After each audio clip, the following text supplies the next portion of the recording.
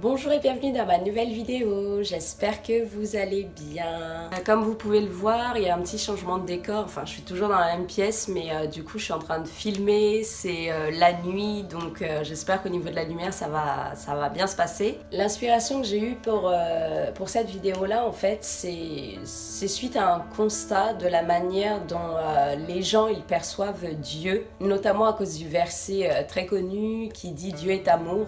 Mais du coup, ce verset-là amène les gens à penser ou à dire en fait mais si Dieu est amour, pourquoi est-ce que je dois changer? Et pour la majorité des personnes qui pensent ou qui disent ça, ce sont des gens qui ne connaissent pas réellement Dieu. Et je mets ça sur le compte de l'ignorance. En revanche, il y a des gens qui ont déjà goûté à la grâce de Dieu et qui, pour moi, prennent consciemment ou inconsciemment d'ailleurs la grâce comme une excuse. C'est pour ça d'ailleurs que j'ai appelé ma vidéo « La grâce n'est pas une excuse ». Et on va partir du texte qui se trouve dans Romains chapitre 6 versets 12 et 13 qui dit que le péché ne doit plus avoir de pouvoir sur nous et qu'on doit se servir de notre corps en fait pour faire ce qui est juste et ce qui est agréable à Dieu. Si vous me suivez sur Instagram, vous avez certainement remarqué qu'en ce moment je suis beaucoup R.C. Sproul. Vous connaissez ce théologien calviniste américain qui est mort d'ailleurs en 2017. Et enfin, j'aime beaucoup ce monsieur. Justement, dans un de ses dans une de ses citations, j'appelle ça des citations de foi, il dit que la grâce de Dieu n'est pas infinie, que Dieu est infini, que Dieu est miséricordieux, mais qu'en réalité, en fait, on expérimente la grâce d'un Dieu infini. Et malheureusement, on vit dans une époque où l'évangile, en fait, est transformé selon le besoin de chacun. Et justement, dans cette vidéo, je voulais juste vous informer ou vous rappeler que la grâce divine a pour but de donner une nouvelle capacité naturelle à un homme pécheur, à marcher selon le principe saint de Dieu et justement à être du coup agréable à Dieu. Et Galates chapitre 5 verset 13 dit de ne pas faire de cette liberté un prétexte pour vivre selon la chair. Et je pense que la plupart des gens savent ce qu'est la grâce, mais juste pour rappel, la grâce est la manifestation imméritée de l'amour de Dieu envers des hommes pécheurs. La grâce est une faveur. Et humainement, ou selon le monde, la grâce et la justice sont inconciliables. Et c'est vrai que là où la justice est exercée, la grâce n'a pas sa place. Et à contrario, la grâce rend la justice sans effet. Et c'est sur ce principe du monde-là, en fait, que les gens se basent pour penser que puisque Dieu est amour, pourquoi est-ce qu'on doit changer? Mais Dieu ne peut pas être infidèle à sa propre nature. Et surtout, Dieu ne manifeste pas sa grâce au détriment de sa justice. Et je l'ai déjà dit, mais je le redis encore, l'exemple parfait, en fait, de la grâce, de l'amour et de la justice de Dieu en même temps, les trois à la fois. En fait, c'est exactement ce que Jésus l'a fait à la croix. Et c'est aussi sur cette histoire de grâce d'ailleurs qu'il y a une incompréhension, voire même un choc entre la religion et la relation, puisque depuis que Jésus il est venu, en fait, il a emmené la grâce, entre guillemets.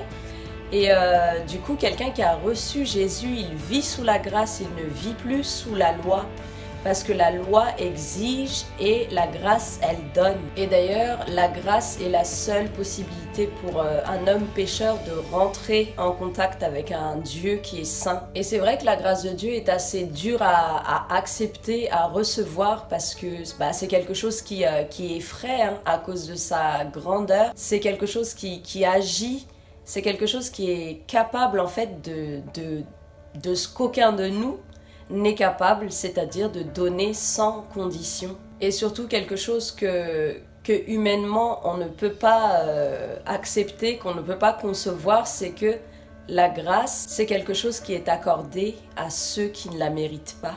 Éphésiens chapitre 2 verset 8 dit que c'est par la grâce que nous sommes sauvés. Par le moyen de la foi, cela ne vient pas de nous, c'est le don de Dieu. Et dans 1 Corinthiens chapitre 15 verset 10, il est écrit « C'est par la grâce de Dieu que je suis ce que je suis, et sa grâce envers moi n'a pas été vaine.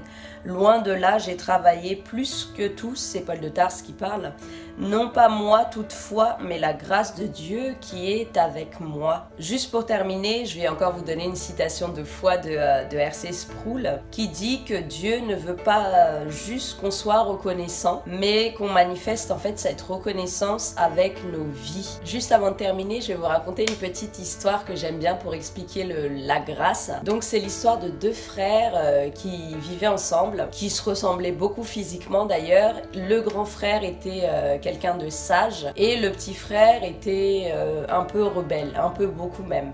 Donc un jour il va vaquer à ses occupations habituelles et il revient en courant vers son grand frère et en lui expliquant que en fait il y a eu une bagarre, donc il a tué quelqu'un.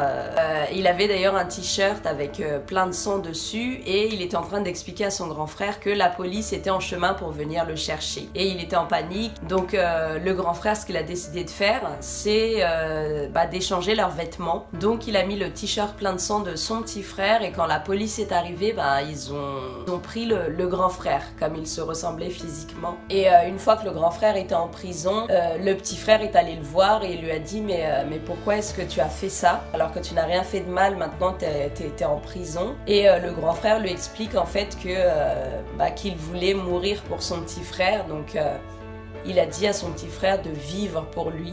Bon, je raconte pas très bien les histoires, hein, je suis désolée, mais en gros la morale de l'histoire en fait c'est que Jésus il a fait la même chose. Il n'a rien fait de mal, il n'a pas péché, mais pour que nous on puisse en fait jouir de cette liberté, pour qu'il est allé en prison à notre place, il a payé à notre place pour que on jouisse de cette liberté en fait, pour lui, pour Dieu, pour la gloire de Dieu.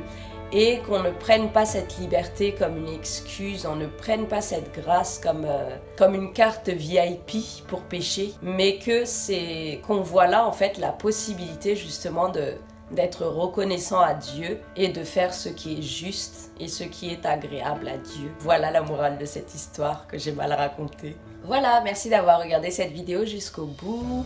En attendant la prochaine vidéo, prenez bien soin de vous et que Dieu vous bénisse abondamment. À très bientôt.